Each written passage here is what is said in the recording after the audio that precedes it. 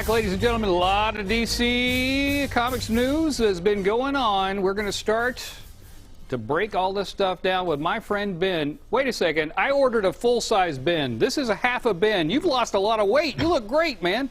Thank you very much. I appreciate it. I'm finally over all this hibernating with COVID and getting back to normal, and this was one of the first things I needed to change. Awesome. Awesome. You look good. This is the point of the interview where you say, I look good. No, that's fine. All right, let's break this down. John doesn't understand what the Snyder Cut means. Yeah, what is Tell this? John what the Snyder Cut's all about. So people have been pushing for the Snyder Cut for a long, long time because what happened was during the filming of the original Justice League, he had to leave, and they brought on Joss Whedon to replace him, which was the silliest thing to do because their directing styles are polar opposites. Yes. And what it did was create a disjointed movie that people just didn't understand, didn't particularly care for, and they've been clamoring for Snyder to come back. He got the funding, and he put together a 4-hour movie that really showed the vision that he always wanted.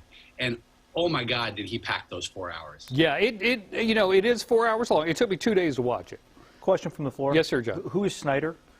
He's the director. Yeah, but first name, do we know? What's his name? Zack. Zack Snyder. Zack Snyder, Yeah, okay. yeah. I don't know if it was the Washington football team owner. Dan No, Snyder. that's a different Snyder. That was a good question. Yeah. Good question, John. And that's your last question. No. Okay, so it was 4 hours long, but it is a really good movie. Although I could have shaved off a couple of minutes off of it. Your thoughts on it? What did you think? Was it worth it? The 70 million plus on top of the other budget and the hours length? It was definitely worth it. We got the plot expanded. It felt like a completely different movie in that regard. He had time to put in some of the characters that we've been wanting to see. I mean, Darkseid is prominent. Desaad. I mean, we got Granny Goodness in the background. Just, it was chock full of fun things. Green Lanterns. It was definitely a movie that was worth the 4 hours. And if you don't want to sit through the entire thing at once, he has chapters, so you can just stop every time you come by. This is a good point. This is a good point. Now, that's not the only DC thing that's going on. We have Superman and Lois on the CW. I'm really into this.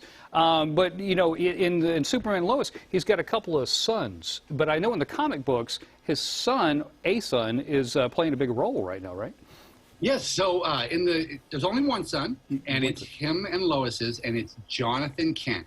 Now, he came to prominence in comics on Super Sons, where he teamed up with Batman's son, Damian, in the Super Sons title, which is actually coming back. But Brian Michael Bendis was a part of Superman for a while now, and he aged him. He was in a dimension where he aged faster than everyone else. That's called Good Day Sacramento. We have him coming into his own as a new Superman. And I don't know that it's going to happen, but it's looking like for a while he may replace Superman because he's taking over the role of Metropolis and monitoring Earth as Clark ages. So it'll be really interesting to see where they go with Jonathan from that point. That's cool because, you know, Superman deserves to play some golf. You know what I'm saying? He needs some time off. Hey, you know, he'll never take time off. He may work on the farm for a little bit, but he's always going back into action.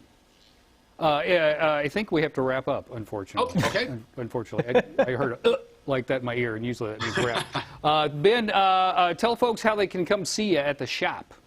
We are at 1120 Fulton Avenue, and of course, we're still doing curbside or mailing options if you need, but the store is open. So come by, see us, give some love to the pugs, and I'll let you know what you need from comics. Also, if you have really good eyesight, you can see he has Invincible right there over his shoulder. The new Invincible show just launched. I watched the first episode this morning.